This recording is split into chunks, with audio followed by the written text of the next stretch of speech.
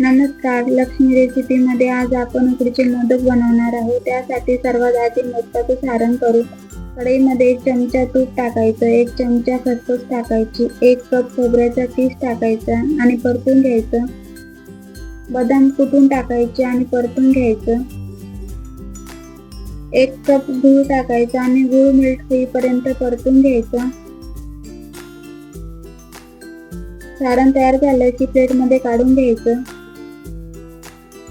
कढईमध्ये अर्धा कप पाणी आणि अर्धा कप दूध टाकायचं, चिमूटभर मीठ टाकायचं, तूप टाकायचं आणि 1 कप तांदळाची पिठी टाकायची आणि हाटून घ्यायचं. अशा प्रकारे 5 ते 10 मिनिट कढईवर झाकण ठेवायचं आणि पिठी वाफवून घ्यायची. नंतर ताटात काढून घ्यायची. वाटीला तूप लावून पिठी मळून घ्यायची. अर्धा चमचा तूप टाकायचं आणि पिठी मळून घ्यायची. थोडं पीठ घ्यायचं आणि मोदकाच्या साच्यात टाकून प्रेस करून घ्यायचं. नंतर सारण भरायचं.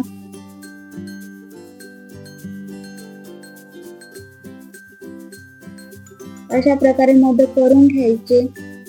10 ते 15 मिनिट मोदक वाफवून घ्यायचे आणि मऊसूत लुसलुशीत मोदक तयार आहे. रेसिपी